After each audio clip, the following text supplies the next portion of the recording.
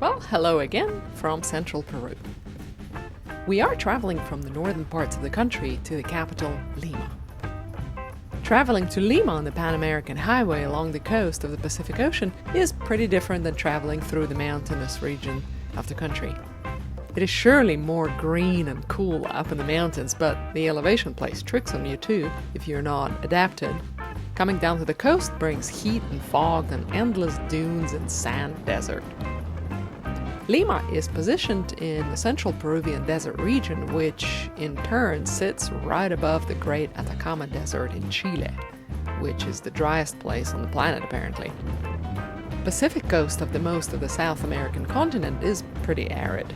You will see green only when you get down to the lower parts of Chile. Lima is a very densely populated city with insane traffic and very crazy driving patterns that puts your life in danger the moment you enter the Callao area north of Lima. Roads are congested and drivers are pretty aggressive, and respect is only given to the vehicle of a bigger size, which means motorcycles are at the bottom of the pyramid. We survived, but Lima became an undesirable place to visit for the next 2 years in Peru, and we mostly used public transportation the next 2 times.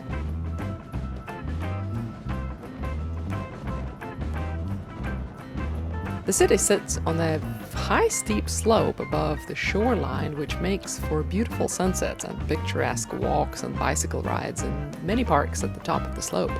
So spending evenings overlooking the ocean at the end of the day is probably one of the favorite things that the locals who live by the ocean front do every day.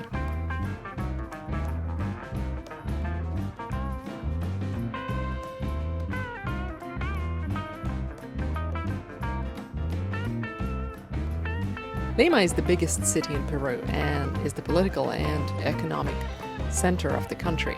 It is also known for its culinary treats and art. Besides the so-called Bohemian area of Barranco, where street art and old villas and museums are every street common, beautiful murals on the buildings are present in many other areas of the city. In another video later, I will show you a villa turned into a hotel of one of the oldest artists in Lima who still creates his masterpieces and is responsible for many sculptures you can see in city parks, like this one called The Kiss.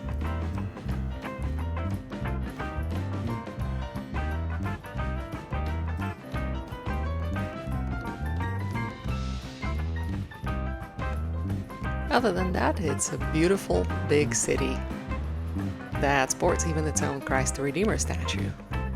Beautiful sunsets, restaurants in unpredictable places. Strange looking motorcycle delivery service. And generally the sights and sounds of a big city which sits atop of a cliff overlooking a beautiful Pacific Ocean.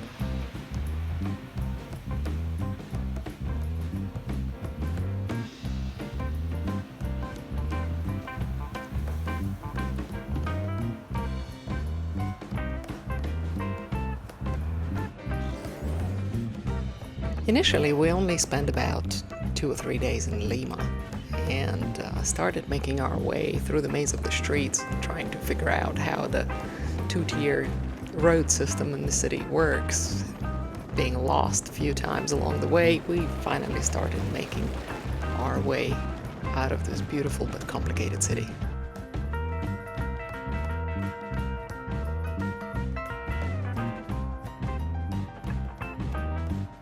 Our first visit to Lima was not eventful, and since the hot season was passing rapidly and we had about 10,000 kilometers to go all the way to the bottom of the continent, we sped down quickly to our next destination, Nasca Valley. About 280 miles or 430 kilometers alongside of the ocean, riding through pretty much deserted area, we stopped in between overnight halfway through in a beautiful beach town called Paracas.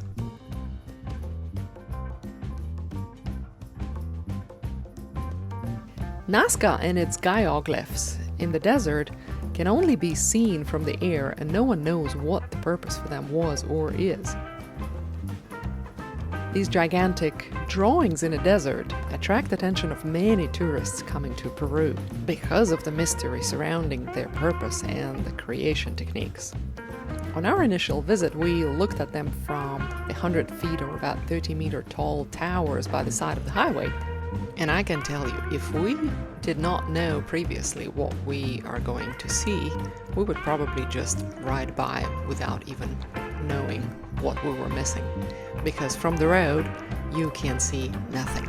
It's just a desert.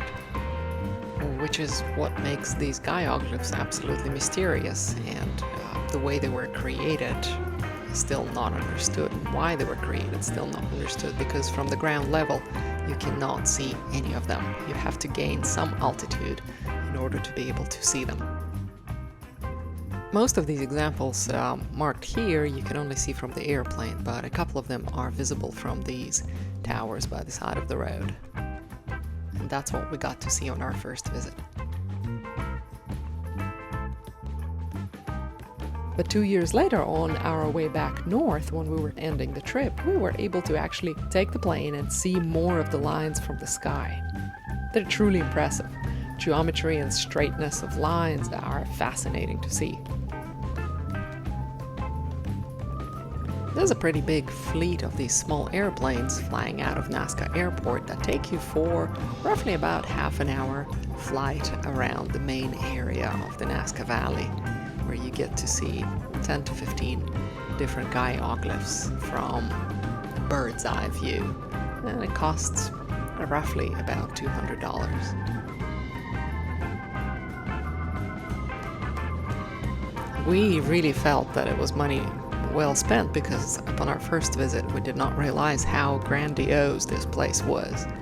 You really get a very different perspective from the sky, looking at these ideally straight lines in a desert, going through all kinds of landscape. And it's not just a straight desert, it's got gorges, it's got hills and mini mountains, and yet these pictures are completely proportionate and the lines are just absolutely straight. It's truly a mysterious place.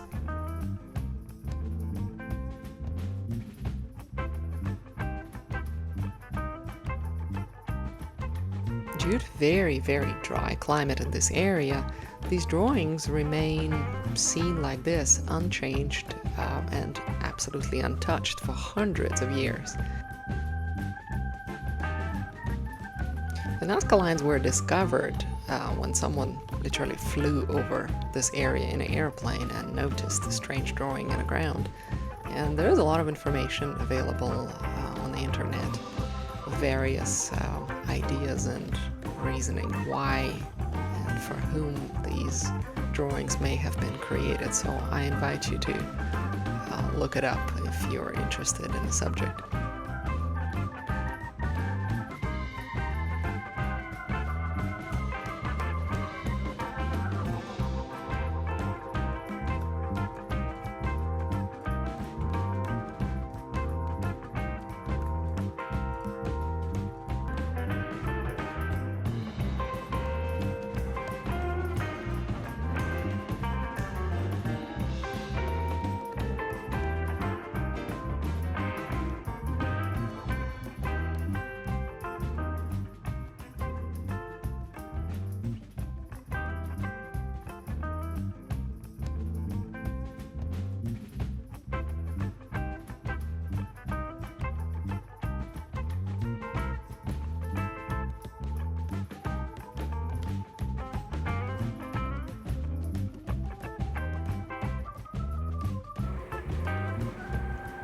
With every passing minute of this flight, the amazement over the immensity of this amazing artifact remaining today only grows, and you feel sad when you have to land because you want to see more and more and discover new drawings out there in the desert.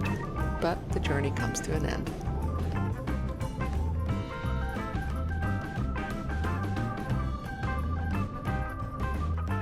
Leaving our hotel in Nasca and going to see a few other historic places, we kind of differently looked at all these drawings, now understanding that people who created them had something in mind that we today still cannot understand fully. have to say that Nasca in many places still remains very authentic, as the rest of Peru as well. We did get lost on the way to another historic place, and then came back and went through these back roads with cobblestone roads and the walls and fences still made out of clay and straw. It's just a very different experience if you are there for the first time.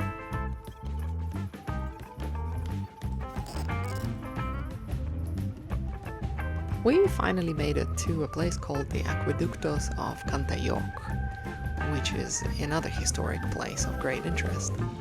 In this incredibly dry place, people had to collect water, and the water was scarce because there's no rain. It's just a very dry region. And what they have created back then is a series of aqueducts which were interconnected underground, and they're still functioning till today, which is an amazing proof that back then the technology was advancing as well. Such was our exploration of Nasca Valley, ending with a beautiful sunset, and the following day we started our journey back into the high Andes of central Peru.